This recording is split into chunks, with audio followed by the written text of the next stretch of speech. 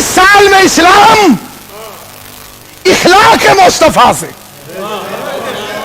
کردار پیغمبر سے پورے عرب میں پھیل گیا۔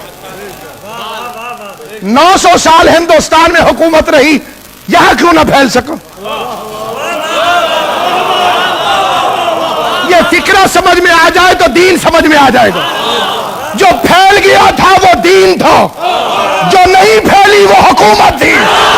یہ جو اسلام کے پاکیزہ دامن پر دہشت گردی کے دھبے لگائے جا رہے ہیں، انہیں صاف کرنا ہو تو اماموں والا اسلام بتاؤ، کیونکہ اسلام میں 2 کردار آپ کو نظر آئیں گے۔ ایک وہ کہ جو اسلام پہ وقت پڑے تو آگے آگے کھڑے ہو جاتے ہیں،